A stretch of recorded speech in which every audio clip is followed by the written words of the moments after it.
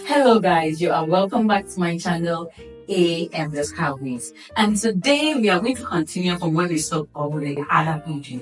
And my special guest for the previous video spoke about dealing with challenging behaviors. And she mentioned some techniques that we need to pay attention to.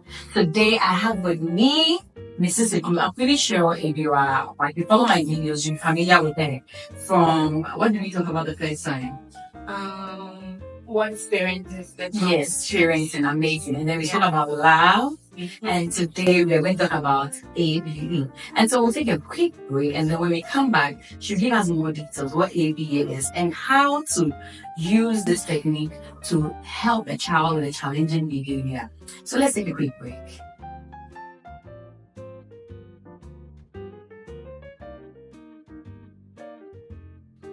Hello guys, and so you're welcome back once again. Mrs. Tayu, you are welcome. Thank you very much. We love to call her she, but yes, it's Mrs. Siku, right? Right. Okay, and so tell us, what is ABA and how can we use this particular approach to help children with challenging behaviors? Because I believe challenging behaviors is not just for special needs children, but then every child, one way or another, has a challenging behavior that needs to be dealt with. So please hear about a little bit. Okay. Certainly. It's a pleasure to be here once again. We're glad to have you. So ABA is a teaching technique, Okay. which is based on operant conditioning. When I say operant conditioning, don't listen to the big English. It only means that whatever behavior you want to see repeat itself in a person, in a child, in anyone, once you reinforce it, then you're about to see it again. If you don't want to see it again, then you keep on giving a negative consequence for it, and then it vanishes. So it's basically that. And ABA is not just for challenging behaviors. As I said, it's a teaching technique. So it helps in teaching new skills, building attention, and it uses forms in shaping strategies. Yes. Okay, so what is ABA? Okay, so ABA is applied behavioral analysis. Okay. Yes. And how does ABA work? ABA works by using positive or negative consequences or reinforcements to shape their behavior. Okay, Yeah. so positive.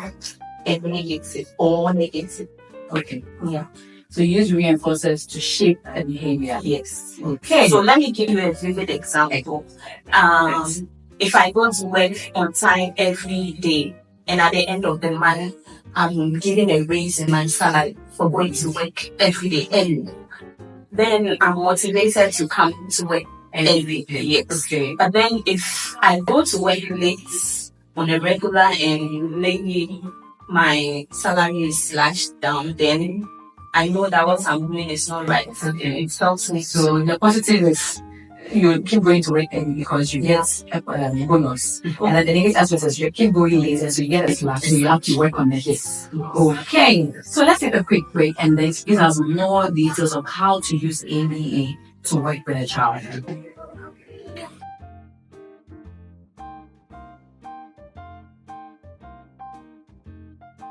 And so before we went on the break, you were going to tell us something extra about ABA, right? So please take over. Okay, so every behavior is a form of communication. Okay. It's either someone wants something or someone is running away from something. Yeah. And in this context, we'll be talking about our children. So it's either your child wants something or your child doesn't want something. Yeah. Most times we feel that when a child is exhibiting a behavior, then they are stubborn, they are disrespectful.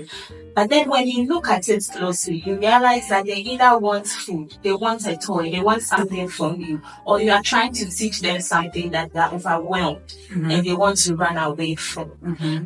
Now, Another thing is we also tend to pay more attention to the behaviors after they happen. Yeah. We just assume that our children need to know this, they need to know that, they need to behave this way or that way. But then we haven't taken the time to teach them what we expect from them. Yeah. We need to teach them communication skills.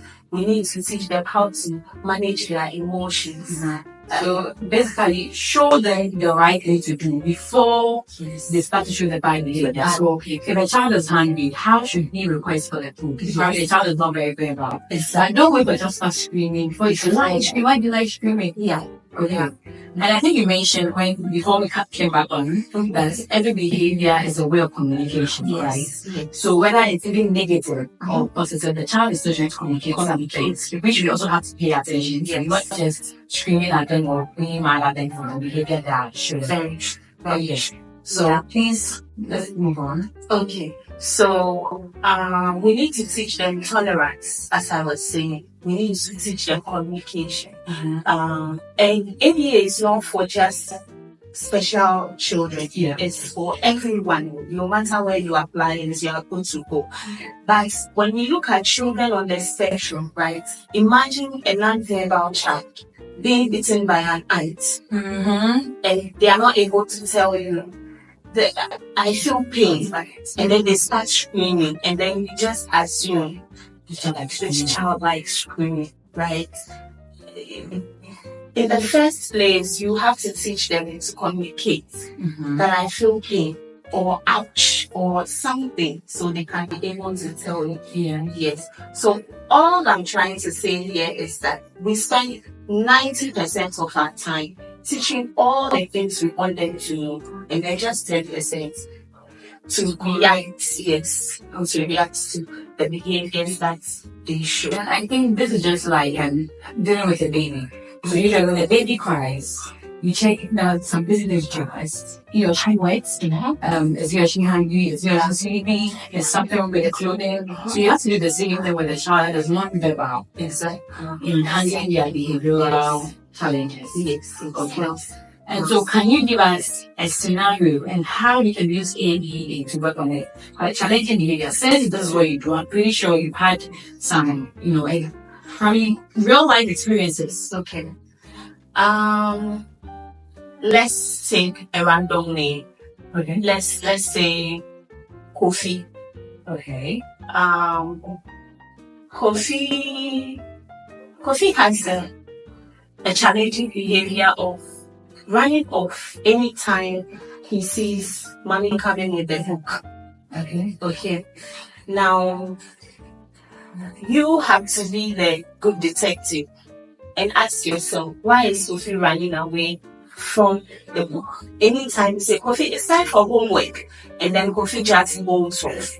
You now have to be the good detective and find out why is Kofi doing that. It could be you are starting from the place where he's finding it a bit challenging, finding it a bit overwhelming.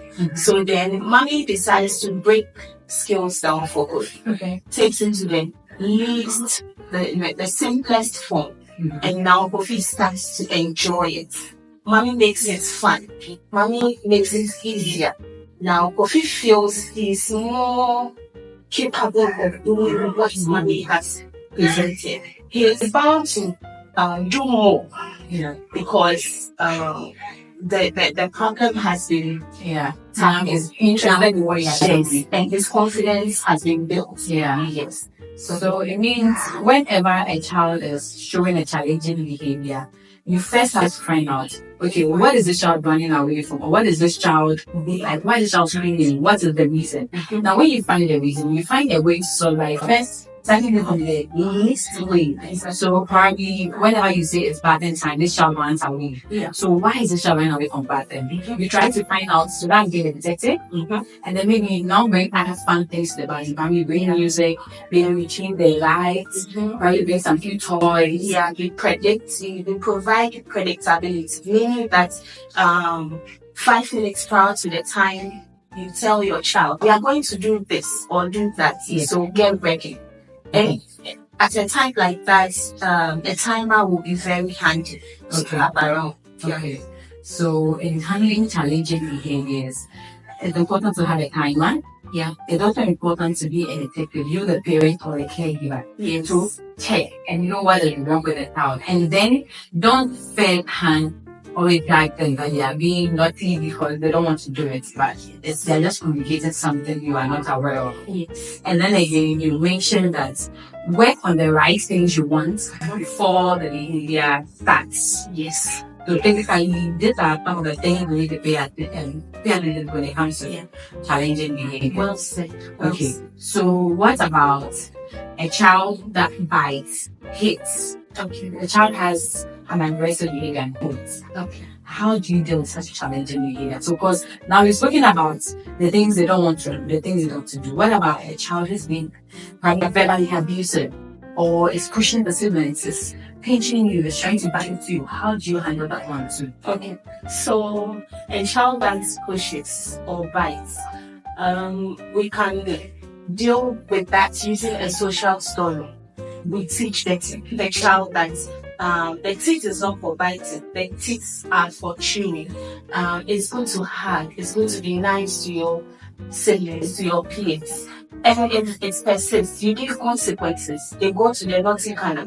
Yes. Sometimes you give them a timeout and take out anything that's going to be of harm to them.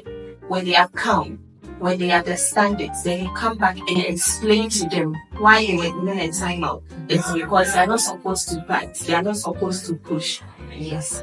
So you give consequences. Okay. So when it's a negative behavior, like, this is a bad behavior, you give consequences. Yes. That is how you deal with that challenging behavior. Yes. Yes. But then we still go back to teaching what we want that child to know. Yeah, The that's child crucial. needs to know that biting is a no-no, fighting is a no-no, and the reasons why it's not supposed to be so.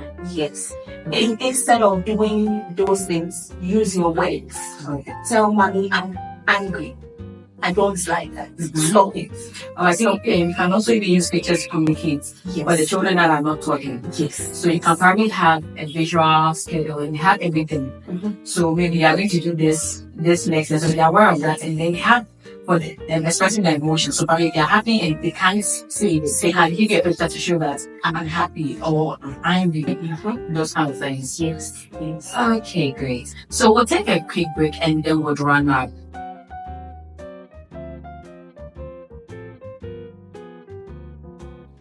Okay, and so I guess we are going to give our final words and then we call it an amazing time on AM Discoveries. Yeah. So what I want to ask you, okay, I want you to actually go more light on is back then during one of my trainings, we learned that behavior is formed, it's not just formed in one day. It's like a pathway where you keep working. If there's grass, you keep working and keep working. Eventually it comes to a full path. So the grass is no longer there. And then now when you want to regrow something, it takes a longer time for that grass to grow and meet up with the other ones. And I'm guessing that is the same way as behavior, because if your child is doing something which you don't like, the child didn't start it in one day. It's something that is going to get there. So if you are going to even AD on the child, you have to also be patient enough to know that that child is not going to change today. Yes. But it will take time. Yes. And so I would want you to give out more light using your ABA and your big times.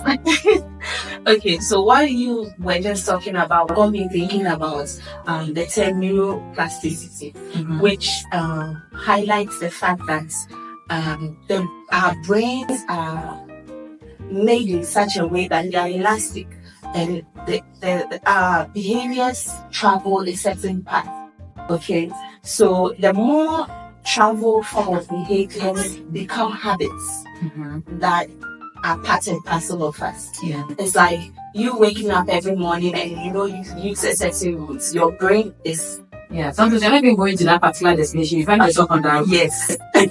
Or even like brushing. Like when I wake up in the morning, I always feel that I go straight to the bathroom. Good one. So it's a thing. Even when I travel, no matter where I go, the first thing I have to go to the bathroom. Yes, yes. And that is a very good example. So like toothbrushing, that's a very good example.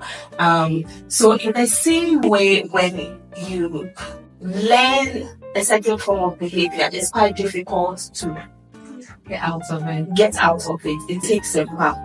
But it doesn't mean that there is nothing that can be done about it. The brain, in the form of its elasticity, can go back and undo what has been done over the years. But I'm guessing it's going to be, let's say, just like people say, people don't change. So if it's a child you are working on, it will be easier for the child to change as compared to an adult. So depending on the age of the child you are working with, you have to be patient enough. Like if it's a 2-year-old I'm working with, after a short while, it's going to get okay. If it's an adult, let's say probably your husband or your partner have a particular behavior you don't like. You don't just wake up one day and the parents end up doing it.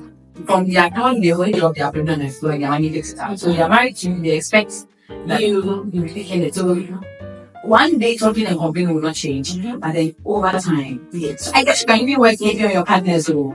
I know, right? Anyway, I think I am going to do more research on that. Yeah. Okay, so thank you so much. This is it for your time. Okay. I know I have to pull you from somewhere. But thank you so much. It has taken 3 weeks for us to do this. Yeah, but I'm glad you got guilty. Yeah. Anyway, so thank you so much.